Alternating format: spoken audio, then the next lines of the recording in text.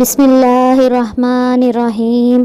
عنایاز voice میں آپ سب کو سلام پیش کرتے ہیں۔ السلام علیکم ورحمۃ اللہ وبرکاتہ۔ ایک دفعہ کا واقعہ ہے کہ ایک نیک اور مالدار شخص نے اپنا قصہ لکھا کہ ایک دن میرا دل بہت بے چین ہوا۔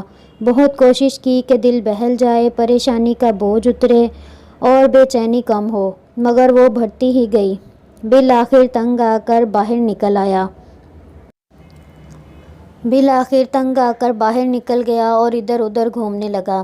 اسی دوران ایک مسجد کے پاس سے گزرا تو دیکھا کہ دروازہ کھلا ہے۔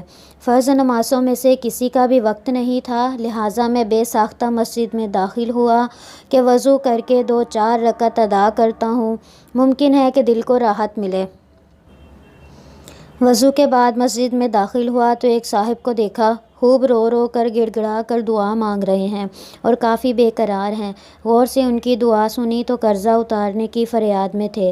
ان کو سلام کیا، مصافحہ ہوا اور پوچھا کہ قرض کتنا ہے۔ انہوں نے بتایا کہ آج قرض ادا کرنے کی آخری تاریخ ہے تو اپنے رب سے مانگ رہا ہوں۔ ان کا قرض چند ہزار روپے کا تھا۔ وہ میں نے جیب سے نکال کر دے دیے۔ ان کی آنکھوں سے آنسو چھلک پڑے اور میرے دل کی بے چینی سکون میں تبدیل ہو گئی۔